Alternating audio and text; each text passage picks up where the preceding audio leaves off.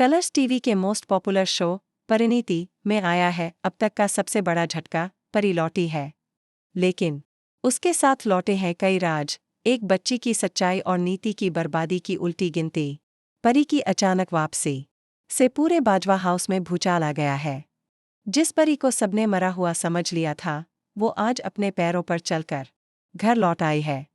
नीति, जो इतने सालों से खुद को माँ कहलवा कर राजीव और बच्ची के साथ अपनी जिंदगी बसा रही थी, उसे ऐसा झटका लगता है कि उसकी सांसें थम जाती हैं। लेकिन कहानी सिर्फ इतनी सी नहीं है। परी को अभी भी अपनी पहचान पूरी तरह याद नहीं है। वो अपनी आंखों में अजीब से फ्लैशबैक्स देखती है। एक बच्ची, एक अस्पताल और जलती हुई किसी की चीखें। बड़ा खुलासा, अस्पताल में मरी लड़की कोई और थी। परी धीरे धीरे याद करने लगती है, मुझे जलाया जा रहा था, लेकिन किसी ने मुझे बचाया।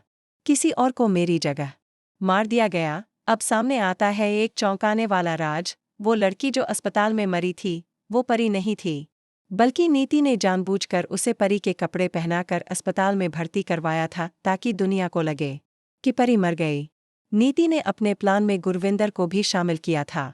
दोनों ने मिलकर परी की मौत का नाटक रचा ताकि नीति राजीव की जिंदगी में स्थायी रूप से जगह बना सके। गर्ल बच्ची की सच्चाई, असली माँ कौन? अब असली भूचाल तो तब आता है जब बच्ची, जिसे नीति अपनी बेटी बताती है, परी की आंखों के सामने आती है। परी के दिल की धड़कनें तेज हो जाती हैं और उसे अचानक एहसास होता है कि उसका दिल इस बच्ची से कुछ खास रिश्ता महसूस कर रहा है। राजीव भी अब उलझन में है। वो बच्ची से बेहद प्यार करता है, लेकिन अब उसके मन में सवाल उठने लगे हैं, क्या ये बच्ची वाकई नीति की है, या फिर मेरी और परी की बेटी है जिसे मुझसे छीन लिया गया?